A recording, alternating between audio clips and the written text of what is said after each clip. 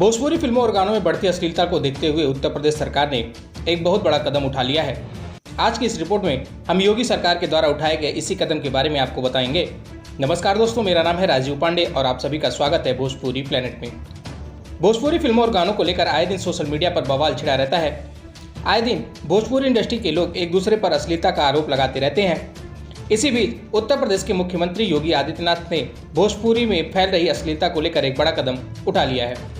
बता दें कि उत्तर प्रदेश फिल्म विकास परिषद के अध्यक्ष और कॉमेडी किंग राजू श्रीवास्तव हाल ही में यूपी के सीएम योगी आदित्यनाथ से मिलने उनके आवास पर पहुंचे, जहां पर उन्होंने उत्तर प्रदेश में बन रही फिल्म सिटी और भोजपुरी में फैल रही अश्लीलता को लेकर काफी सारी बातें एक दूसरे से किए।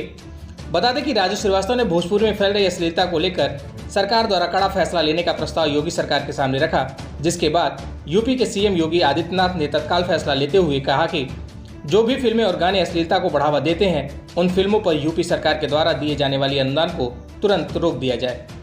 बता दें कि यूपी गवर्नमेंट साल 2001 से भोजपुरी और मगधी भाषाओं में बन रही फिल्मों को 50% और वहीं हिंदी और इंग्लिश भाषाओं में बन रही फिल्मों पर 25% की सब्सिडी देती है।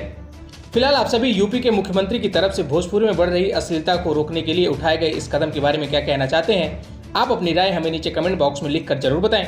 वीडियो अच्छी लगी तो वीडियो को लाइक करें, शेयर करें और भोजपुरी जगत से जुड़ी ऐसी और भी तमाम खबरों के लिए हमारे चैनल को सब्सक्राइब करके बेल नोटिफिकेशन जरूर दबा लें।